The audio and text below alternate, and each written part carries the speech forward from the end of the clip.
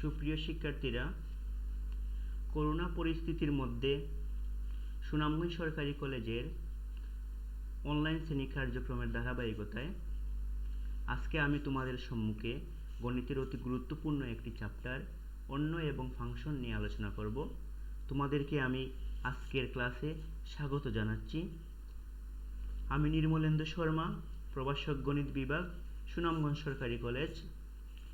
আমি তোমাদের সম্মুখে আজকে আলোচনা করব অন্যয় ও ফাংশন, ইংরেজিতে যাকে বলে রিলেশন অ্যান্ড ফাংশন। তাহলে রিলেশন আজকের চ্যাপ্টারে আমরা কি কি শিখব, আমরা দেখে আসি লার্নিংস আউটকামগুলো কি কি। রিলেশন অ্যান্ড ফাংশন, একটা ফাংশনের ডোমেইন, কোডোমেইন এবং রেঞ্জ নির্ণয় করে আমরা শিখব। ওয়ান ওয়ান ফাংশন কি এই সম্পর্কে আমরা বিশদভাবে আলোচনা করব। ওয়ান টু ফাংশন কি আলোচনা করব। তারপরে আমরা কম্পোজিট ফাংশন, আইডেন্টিটি ফাংশন এবং কনস্ট্যান্ট ফাংশন নিয়ে তোমাদের সম্মুখে আলোচনা করব। আজকের ক্লাসটি বিশেষ করে উচ্চতর গণিত প্রথম পত্রের অন্য এবং ফাংশন চ্যাপ্টারটি এবং একই সাথে এই লেকচারটি অনার্স প্রথম বর্ষের শিক্ষার্থীদের জন্য প্রযোজ্য। তাদের ক্যালকুলাস ওয়ানে অন্য এবং ফাংশন চ্যাপ্টারটি নিয়ে আলোচনা করা আছে। তাহলে আমরা চলে যাই অন্য এবং ফাংশনে। অন্যয় হওয়ার জন্য আমাদেরকে কার্টেসিয়ান প্রোডাক্ট কি এই বিষয় সম্পর্কে আলোচনা করতে হবে। আমি দেখি তো কার্টেসিয়ান প্রোডাক্টের ডেফিনেশনটা কীরকম। Let A and B be two non empty sets. ধরি এ এবং বি দুটি অশূন্য উপসেট। তাহলে অশূন্য উপসেট কি? যে সকল সেটের কোনো উপাদান নাই সেই সেটগুলোকে অশূন্য সেট বলে অথবা নন এমটি সেট বলে। দি কার্টেসিয়ান প্রোডাক্ট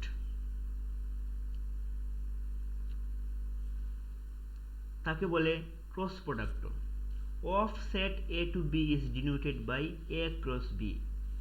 এ ক্রস বি আমরা সংক্ষেপে অনেক সময় বলে ফেলি, কিন্তু তার শুদ্ধ রূপ হচ্ছে A Cartesian product to B and is denoted by a cross b is the set a cross b equal to a comma b such that a belongs to a comma b belongs to b।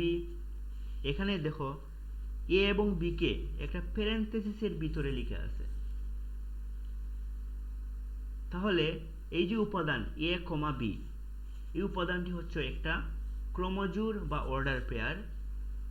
ক্রমজোড় বা order পেয়ারের বিশেষত্ব হচ্ছে প্রথম যে component এ, এই এ কম্পোনেন্টটি অবশ্যই প্রথম সেটের, এবং দ্বিতীয় যে কম্পোনেন্ট বি, এই বি কম্পোনেন্টটি অবশ্যই দ্বিতীয় সেটের সদস্য। তাহলে কার্টেসিয়ান প্রোডাক্ট হচ্ছে এ এবং বি যদি দুইটি সেট হয়, তাহলে এ সেটের সাথে বি সেটের সকল উপাদানের সম্পর্ক হচ্ছে একটা কার্টেসিয়ান প্রোডাক্ট। আমরা দুটি সেট বিবেচনা করে নিলাম। এ সেটের তিনটি উপাদান এ বি সি এবং বি সেটেরও তিনটি উপাদান 1 2 3। দেন এ ক্রস বি ইকুয়াল টু কি? এর সাথে 1 2 3, এর মানে হচ্ছে a1 a2 a3। বির সাথে দ্বিতীয় সেটের 1 2 3, এর মানে হচ্ছে b1 b2 b3। সির সাথে হচ্ছে 1 2 3, এর মানে হচ্ছে c1 c2 c3। তাহলে এই যে নয়টি উপাদান, কেন নয়টি উপাদান? প্রথম সেটের তিনটে উপাদান, দ্বিতীয় সেটের তিনটে উপাদান। তাহলে এ ক্রস বি এর যদি আমরা উপাদান সংখ্যা বের করতে চাই, তাহলে আমরা কি করব? 3টা গুণ 3টা সমান 9টা উপাদান বিদ্যমান থাকবে। তাহলে এখানে এ ক্রস বি এর 9টি উপাদান বিদ্যমান আছে এবং প্রত্যেকটি উপাদান হচ্ছে এক একটি ক্রমজোড় বা অর্ডার পেয়ার। আমরা এখানে একটি চিত্রের মাধ্যমে আমরা এ ক্রস বি কে আমরা এখানে দেখিয়েছি। দেখো, এ সেটের প্রত্যেকটা উপাদানের সম্পর্ক বি সেটের প্রত্যেকটা উপাদানের সাথে আছে, এর জন্য তার নাম হচ্ছে কার্টেসিয়ান প্রোডাক্ট। এখন আমরা দেখব অন্যয় বা রিলেশন কি। দেখো তো, the subset of a Cartesian product A cross B are called relation। তাহলে আগে যে আমরা a ক্রস b একটি কার্টেসিয়ান প্রোডাক্ট দেখিয়েছি, এই কার্টেসিয়ান প্রোডাক্টের যে কোনো অশূন্য উপসেটকে বলে রিলেশন। দেখো আগের a ক্রস বিটা আমরা এখানে উল্লেখ করে দিছি। এখানে তিনটা সেট বিবেচনা করছি। প্রথমটি হচ্ছে R1। R1 এর 1 2 3 4 5 6টি উপাদান বিদ্যমান আছে। A1 A3 B1 B2 C1 C2 C3, এই যে 6টি উপাদান, এই 6টি উপাদান কিন্তু a ক্রস b এর ভিতরে আছে। মানে R1টা হচ্ছে a ক্রস b এর একটা সাবসেট। এর জন্য R1 সেটটি হচ্ছে একটা রিলেশন বা অন্বয়। সিমিলারলি R2 সেটের ভিতরে যে 7টি উপাদান আছে, এই 7টি উপাদান হচ্ছে a ক্রস b এরও উপাদান। মানে এই 7টি উপাদান a ক্রস b সেটের মধ্যে বিদ্যমান আছে। এর জন্য R2 যে উপসেট, এই উপসেটকেও আমরা অন্বয় বলবো। সিমিলারলি R3 কেও আমরা অন্বয় বলবো। তাহলে দেখি আমরা অন্বয়টা কি। যদি a ও b দুইটি অশূন্য সেট হয়, তাহলে a ক্রস b এর যে কোনো অশূন্য উপসেটকে a সেট হতে b সেটে একটি অন্বয় বলা হয়। অন্বয়কে R দ্বারা প্রকাশ করা হয়, R is subset or equal a cross b। তাহলে আমরা সহজ ভাষায় যদি বলি, অন্বয় হচ্ছে একটা কার্টেসিয়ান প্রোডাক্টের সাবসেট। এখন আমরা আসব ফাংশনে। তার আগে আমরা এই যে আগে আমরা R1 সেটটি বিবেচনা করছিলাম, A1 A3 B1 B2 C2 C3। হ্যাঁ, তাহলে আমরা R1 is a subset of A cross B, so R1 is called a relation of set A to B। দেখো এখানে A সেট আর এখানে B সেট। এই যে প্রথম যে ক্রোমোজোর A1 এর সাথে 1 এর সম্পর্ক, তারপরে যে ক্রোমোজোর আছে A3 এর সাথে 3 এর সম্পর্ক আছে, তারপরে ক্রোমোজোর যে B1 আছে B এর সাথে 1 এর সম্পর্ক আছে, তারপরে B2 দেখো তো এই চিত্রে B এর সাথে 2 এর সম্পর্ক আছে, C2 C এর সাথে 2 এর সম্পর্ক আছে, আর C3 C এর সাথে 3 এরও সম্পর্ক আছে। তাহলে R1টা হচ্ছে একটা রিলেশন বা অন্বয়। এখানে R2টাও আমরা আগে বলে দিছি যে রিলেশন অথবা অন্বয়, এখানে একটু চিত্র দিয়ে বোঝানো আছে। R3 এটাকেও আমরা বলে দিছি একটা রিলেশন বা অন্বয়, এখানে একটি চিত্র দিয়ে বোঝানো আছে। তাহলে অন্বয় আলোচনা করলাম আমরা। এখন আমরা দেখব ফাংশন কি। তাহলে সেকেন্ড অংশতে আমরা আসি, ওই সেকেন্ড প্যারাতে আসি। প্রথম যে ডেফিনেশনটা আছে এটা তোমরা বাদ দিবা। দেখো তো ফাংশনের ডেফিনেশনে কি বলছে। Suppose a and b are two non-empty sets। মনে করি a এবং b দুটি অশূন্য উপসেট। if f be a relation between set a to b,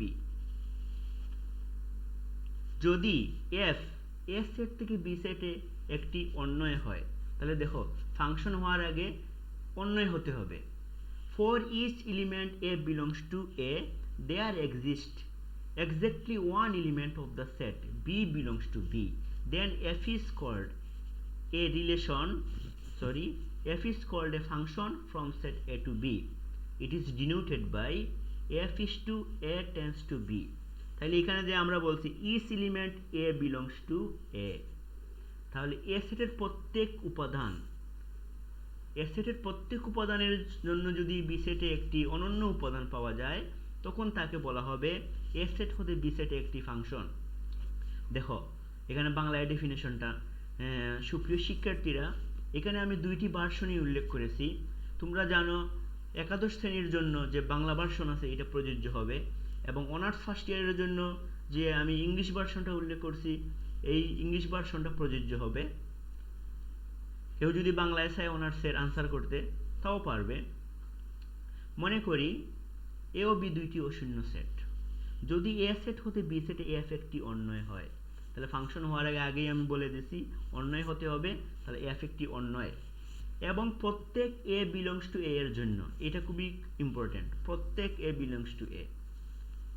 তাহলে a belongs to a, এটা হচ্ছে স্মল এটা হচ্ছে সেটের উপাদান আর ক্যাপিটাল এটা হচ্ছে সেট। তাহলে এই যে স্মল এ যে উপাদান, ক্যাপিটাল এ সেটের উপাদান, প্রত্যেককে যদি আমরা সন্ধি বিচ্ছেদ করি, প্রতি যুগ এক, মানে এ সেটের অথবা প্রথম সেটের প্রত্যেকটি উপাদান বি সেটের সাথে একবার করে সম্পর্কিত।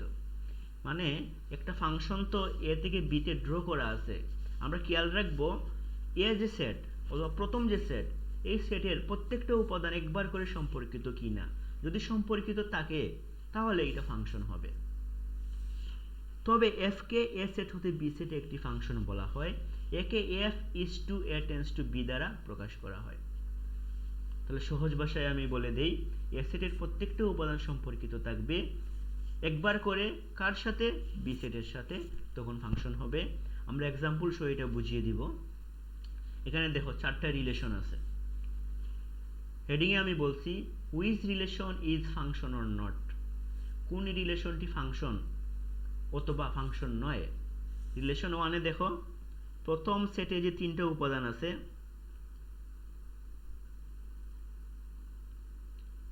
রিলেশন 1 এ দেখো প্রথম সেটে যে তিনটা উপাদান আছে, এই তিনটা উপাদানের কিন্তু একবার করে বি সেটের সাথে সম্পর্কিত। দেখো তো প্রত্যেকটা উপাদানের সাথে একটা টান আছে অথবা একটা সম্পর্ক আছে, তাহলে রিলেশন 1টা হচ্ছে একটা ফাংশন। রিলেশন 2 তে আসি, দেখো প্রথম সেটের যে পি উপাদানটা আছে, পি উপাদান বি সেটের দুইটা উপাদানের সাথে সম্পর্কিত, সুতরাং রিলেশন 2 ফাংশন নয়। রিলেশন 3 তে আসি আমরা, দেখো এখানে যে কিউ একটি উপাদান আছে, এই কিউ উপাদানের কোনো সম্পর্কই বি সেটের সাথে নাই বা দ্বিতীয় সেটের সাথে নাই, তাহলে আমরা বলছিলাম প্রতি যুগে প্রত্যেকটা সম্পর্কিত থাকবে একবার করে, তাহলে রিলেশন 3ও একটা ফাংশন না। রিলেশন 4 এ আসো, পি কিউ আর তিনটা উপাদানই সম্পর্কিত, কয়বার করে, দেখো একবার করে, এই যে তাহলে রিলেশন 4 হচ্ছে একটা ফাংশন। তাহলে দেখো এই যে রিলেশন 4, এই ফাংশনের কিন্তু আলাদা একটা নাম আছে, তার নাম হচ্ছে ধ্রুবক ফাংশন। প্রত্যেকটা উপাদানের, প্রথম সেটের প্রত্যেকটা উপাদানের ইমেজ যদি একটি মাত্র উপাদান হয় তখন তার নাম হচ্ছে কনস্ট্যান্ট বা ধ্রুবক ফাংশন। আমরা পরবর্তী স্লাইডে যাচ্ছি। এখন আমরা একটি ফাংশনের ডোমেইন, কোডোমেইন এবং রেঞ্জ নিয়ে আমরা আলোচনা করব। তোমরা অনেক সময় দেখা গেছে যে একটা ফাংশনের কোডোমেইন এবং রেঞ্জকে তোমরা এক করে ফেলো, কিন্তু আসলে কোডোমেইন এবং রেঞ্জ একই জিনিস না। এক সময় কিন্তু একই জিনিস হয়, যদি ফাংশনটা সার্বিক হয় তাহলে কোডোমেইন এবং রেঞ্জ একই জিনিস হয়। তাহলে দেখো আমি ডেফিনেশনটা একটু আমি দেখি। Suppose a is to a tends to b is a function, মনে করি f হচ্ছে a থেকে b সেটে একটা function, then a is called the domain, a সেটকে বলা হবে domain and b is called codomain, b সেটকে বলা হবে codomain of the function f ফাংশনের। তারপরে রেঞ্জ কাকে বলে দেখো, the element of b which are related to the set a, the set of this function, the set of this element of b is called range of f। তাহলে b সেটের যে সকল উপাদানগুলো a সেটের সাথে সম্পর্কিত থাকবে সেই সকল উপাদান নিয়ে রেঞ্জ গঠিত হবে। বাংলা ডেফিনেশনে দেখো, মনে করি f a সেট থেকে b সেটে একটা ফাংশন, তাহলে f সেটকে ডোমেইন, b সেটকে ফাংশনের কোডোমেইন বলা হবে, এটা সব সময়ই হবে। f is to a tends to b যে ফাংশন দেওয়া আছে, a সেটটি সব সময়ই ডোমেইন হবে আর b সেটটি সব সময় কোডোমেইন হবে। b সেটের যে সকল উপাদান a সেটের সাথে সম্পর্কিত সেই উপাদানগুলো নিয়ে গঠিত সেটকে রেঞ্জ বলে। b সেটের প্রত্যেকটি উপাদান a সেটের সাথে সম্পর্কিত থাকতে পারে, নাও থাকতে পারে। b সেটের যে সকল উপাদানগুলো a সেটের সাথে সম্পর্কিত থাকবে সেই উপাদানগুলো নিয়ে রেঞ্জ গঠিত হবে। তাহলে এখানে একটা ফিগার আছে, একটা ফাংশন আছে a সেট থেকে b সেটে, এই ফাংশনের ডোমেইন, কোডোমেইন এবং রেঞ্জ আমরা নির্ণয় করব। দেখো তো এটা একটা ফাংশন যে এ যে সেট আছে, এই সেটের প্রত্যেকটি উপাদান একবার করে সম্পর্কিত আছে বি সেটের সাথে, এর জন্য তাকে আমরা ফাংশন বলবো। তাহলে এ সেটটা হচ্ছে তার ডোমেইন, ডোমেইন এ, কোডোমেইন হচ্ছে তার বি সেট। বি সেটের ক্ষেত্রে দেখো সকল উপাদান কিন্তু এ সেটের সাথে সম্পর্কিত নাই, বি সেটের যে টু উপাদান, এই টু উপাদানের সম্পর্ক এ সেটের সাথে নাই। সম্পর্ক আছে কোন তিনটির, 1, 3 এবং 4, এই তিনটি উপাদানের সম্পর্ক এ সেটের সাথে আছে। তাইলে এই যে 1, 3, 4 তিনটি উপাদান নিয়ে যে সেট গঠিত হবে এটাই হচ্ছে এই ফাংশনের রেঞ্জ। তাহলে বোঝা গেল বি সেটের যে সকল উপাদান এ সেটের সাথে সম্পর্কিত সেই সকল উপাদান নিয়ে রেঞ্জ গঠিত হবে। এখন আমরা ফাংশনের ক্লাসিফিকেশনে আসব। ক্লাসিফিকেশনের প্রথমেই আমরা ওয়ান ওয়ান ফাংশন বা এক এক ফাংশন কি আমরা আলোচনা করব। নাম দেখেই আমরা বুঝতে পারি এক এক ফাংশন কি। এক এক মানে এ সেটের একটা উপাদানের সাথে বি সেটের কেবলমাত্র একটি উপাদানের সম্পর্ক, তাকে বলে এক এক function. A function f is to a tends to b is called 1 1 if for every distinct element of a belongs to a there exists one distinct element in the set b belongs to b. It is also called injective function. একে ইনজেক্টিভ ফাংশনও বলা হয়। তাহলে এই ডেফিনেশনে কি বলছে, if for every distinct element a belongs to a there exists one distinct element in the set b belongs to b. এ সেটের ভিন্ন ভিন্ন উপাদানের প্রতিচ্ছবি বি সেটে ভিন্ন ভিন্ন হবে। দেখো এফ এ সেট হতে বি সেটে একটি ফাংশন, এফ কে এক এক বলা হবে যদি এ সেটের প্রত্যেক ভিন্ন ভিন্ন উপাদানের প্রতিচ্ছবি বিতে ভিন্ন ভিন্ন হয়। এর মানে এ সেটের একটা উপাদান বি সেটের একটা উপাদানের সাথে সম্পর্কিত থাকবে, তখন তার নাম হচ্ছে এক এক ফাংশন। তাহলে দেখো গাণিতিকভাবে আমরা যদি বলি f of a1 equal to f of a2 যদি হয়, তাহলে a1 equal to কি হবে, a2 হবে। এর ব্যাখ্যাটা হচ্ছে এইরকম, যদি দুইটা উপাদানের ইমেজ যদি একই হয়, এর মানে হচ্ছে f of a1 equal to f of a2, দুইটা উপাদানের ইমেজ যদি একই উপাদান হয়, তাহলে এই যে দুইটা উপাদান, এই দুইটা উপাদান একই হতে বাধ্য। আমরা যখন ফাংশন সার্বিক বা এক এক কিনা আমরা যখন প্রমাণ করব, তখন দেখবা যে f of a1 equal to f of a2 থেকে আমরা a1 equal to a2 প্রমাণ করব। যদি প্রমাণ করা যায় তাহলে ফাংশনটি এক এক। এরপরের স্লাইডে আমরা আসি। এখানে দুইটি ফাংশন দেওয়া আছে, এই ফাংশন দুইটা 1 1 কিনা আমরা দেখব। প্রথম ফাংশনটি দেখো 1 1 কিনা। হ্যাঁ, এ সেটটা 1 এর সাথে, এ উপাদানটি 1 এর সাথে, বি উপাদানটি 4 এর সাথে, সি উপাদানটি 2 এর সাথে। তাহলে এ সেটের ভিন্ন ভিন্ন উপাদানের প্রতিচ্ছবি বি সেটে কিন্তু ভিন্ন ভিন্ন, সুতরাং এটা একটা 1 1 ফাংশন। হ্যাঁ, এই ফাংশনের ডোমেইন এ সেট, কোডোমেইন বি সেট। আমি বলছিলাম সবসময় এইরকমই হবে। আর রেঞ্জটা হচ্ছে তার 1 2 4, এই তিনটি উপাদান বি সেট এ সেটের সাথে সম্পর্কিত। এর জন্য রেঞ্জের উপাদান হচ্ছে 1 2 4। ফাংশন 2তে আসো। ফাংশন 2তে আমরা দেখি এই যে এ সেটের এ উপাদানটা 2 এর সাথে সম্পর্কিত, আবার বি সেটের এ সেটের বি উপাদানটিও 2 এর সাথে সম্পর্কিত। এ সেটের দুইটা উপাদান 2 এর সাথে সম্পর্কিত। তাহলে আমাদের যে কনসেপ্টটা আছে যে ভিন্ন ভিন্ন উপাদানের সাথে সম্পর্কিত হতে হবে, এটা ফেল করছে। সুতরাং ফাংশন 2 এক এক না। আর তার ডোমেইন হচ্ছে সেট অফ এ, রেঞ্জ হচ্ছে সেট বি, আর কোডোমেইন হচ্ছে সেট বি, এবং তার রেঞ্জ হচ্ছে 2 এবং 3। কারণ কি, কেবলমাত্র 2 এবং 3 এ সেটের সাথে সম্পর্কিত। এর জন্য তার নাম রেঞ্জটা হচ্ছে 2 এবং 3। তাহলে প্রথম ফাংশনটি এক এক, দ্বিতীয় ফাংশনটি এক এক না। এখন আসো অনটু ফাংশন বা সার্বিক ফাংশন কি। অনটু ফাংশনের আরেকটি নাম হচ্ছে surjective function, S U R, এখানে আর মিসিং আছে, আমরা আরটা দিয়ে দিই, S U R J E C T I B, surjective function. তাহলে a function f is to a tends to b is called onto if for every element b belongs to b there exists at least one element in the set a belongs to a such that f of a equal to b. It is also called surjective function. আমি বাংলা ডেফিনেশনটা বলার পরে আমি ব্যাখ্যা করব। মনে করি f a set হতে b সেটে একটি ফাংশন, f কে সার্বিক বলা হবে যদি b সেটের প্রত্যেক উপাদান a সেটের অন্তত একটি উপাদানের সাথে সম্পর্কিত হয়।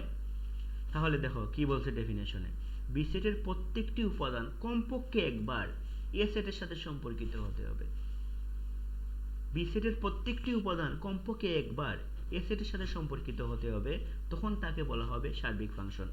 এখানে দেখো এ এবং বি দুইটা সেট, বি সেটের প্রত্যেকটি উপাদানই এ সেটের সাথে সম্পর্কিত আছে কমপক্ষে একবার, এর জন্য তার নাম হচ্ছে সার্বিক ফাংশন।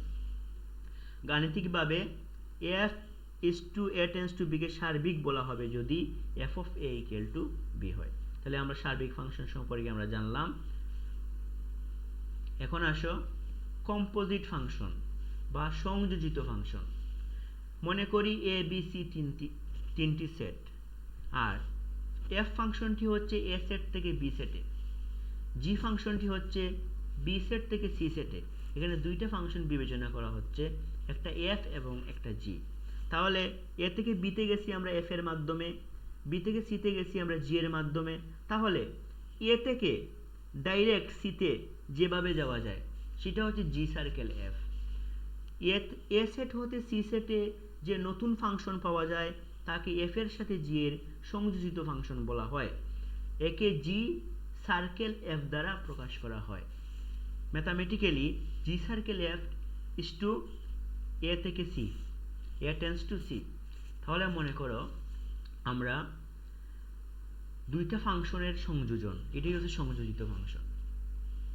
মনে করো আমরা সুনামগঞ্জ সরকারি কলেজ থেকে সিলেট যাব, দুইভাবে যাওয়া যাবে। প্রথম অবস্থায় হচ্ছে আমরা কলেজের গেট থেকে একটা সিএনজি নিয়ে আমরা নতুন বাস স্ট্যান্ডে চলে যাব, এটা হচ্ছে প্রথম function, suppose F function. Second হচ্ছে নতুন বাস স্ট্যান্ড থেকে আমরা বাসে করে সিলেট চলে যাব, এটা হচ্ছে আরেকটি ফাংশন, সাপোজ জি ফাংশন। তাহলে এই ভেঙ্গে ভেঙ্গে না গিয়ে আমরা একসাথে যদি মানস স্যারের কারে সুনামগঞ্জ সরকারি কলেজের গেট থেকে আমরা যদি সিলেট চলে যাই, তাহলে এ এবং এফ এবং জি দুইটা ফাংশনকে একটা ফাংশন কভার করে ফেলছে।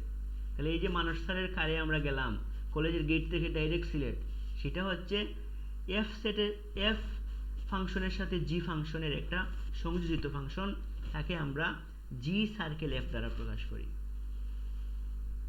আমরা পরবর্তী লেকচারে আমরা দেখাবো জি সার্কেল এফ এর বিপরীত ফাংশনটা কি। এখন আসো আইডেন্টিটি ফাংশন বা অবেদক ফাংশন।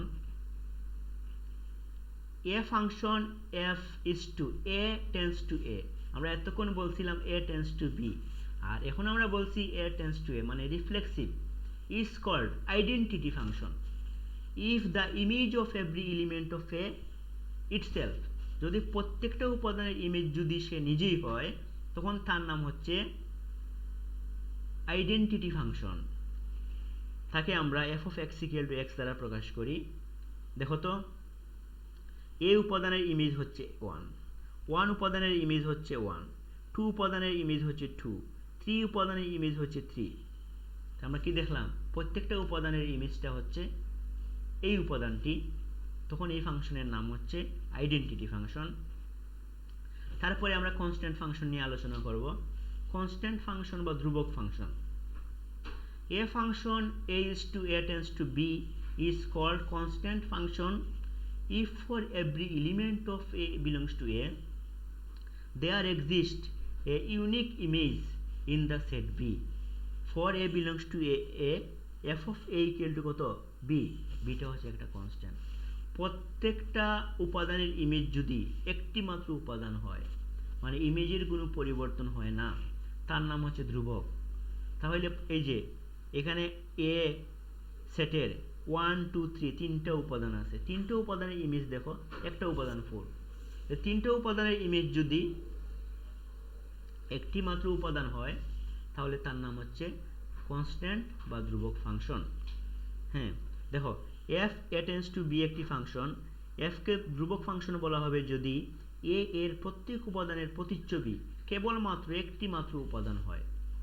তাহলে এই ফাংশন, এই যে একটা ফাংশন আমরা এ থেকে বিতে আমরা দিলাম, তোমরা কেউ বলতে পারবা এ ফাংশনটি, এই যে কনস্ট্যান্ট ফাংশনের এই যে ফাংশনটি, এই ফাংশনটি কি সার্বিক কিনা?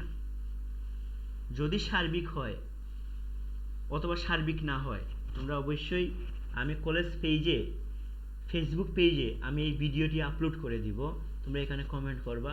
তোমাদের জন্য এই হলো প্রশ্ন যে এই যে ফাংশনটি, এই ফাংশনটি সার্বিক কিনা, এই ফাংশনটি একক কিনা, এই দুইটা প্রশ্ন তোমাদের কাছে রইল।